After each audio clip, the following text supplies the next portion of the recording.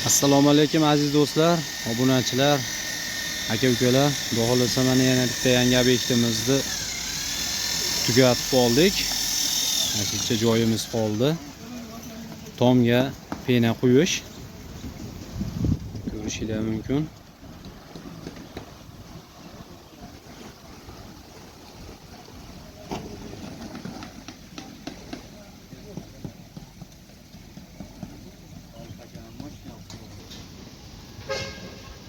Tomga pena quyish xizmatini taklif qilamiz. Vodiy bo'ylab, xudo xolasa mana ko'rishingiz mumkin. Shunday holatda qo'ldan kelgancha quyib beramiz.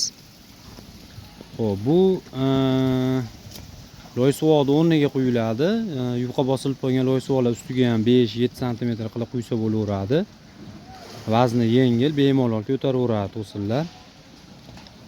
Keyin mana xonalarni katta kichikligiga qarab mana dimoxodlar ham qo'yib ketyapmiz.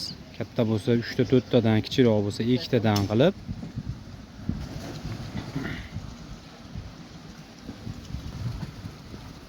Quyganimizdan keyin 15 minutda qatiydi ustida bemalol yursa bo'ladi, lekin qurishiga 1 oy, 1,5 oy vaqt kerak bo'ladi. O'zini holatida qurib, qatib ketadi. Vassa yaxshi qoqilgan bo'lsa, yorilmaydi. Shuni quyamiz, shunday qoladi. Bu taraflarimiz ham mana ko'rishingiz mumkin, bemalol ustida yurilibdi mana.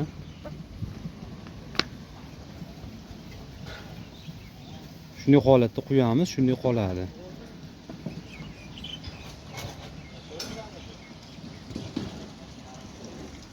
Hozir bu joyimizga 10 sm qilib quyapmiz. Mana ko'rishingiz mumkin, mana razmerlarni ham iloji boricha chiqarib, endi 1-2 sm aqabaqa bo'lyapti. Qaytdir 8-9, qaytdir joyimiz 11-12 ham bo'lyapti.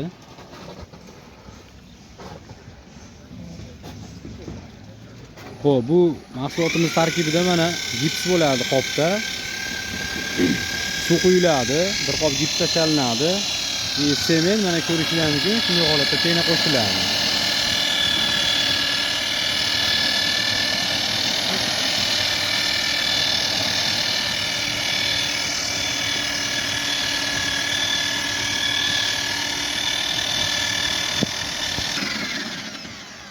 Shunday suyuq holatda tayyorlanib, bir qator mana jo'ydi teshiklarini ham dimoxodlar qo'yib, shuni suyuq holatda quyilaveradi keyin ustidan. Past baland joyga o'zi chiqib boraveradi razmeri. Qayt past bo'lsa shu joyga oqib borib to'laveradi.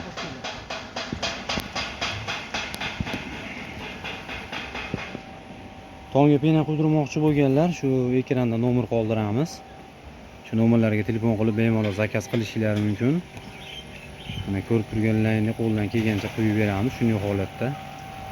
Bizni ko'rib turgan, tomosha qilib turgan aka-ukalar, obuna tugmachasini bosib qo'yasizlar.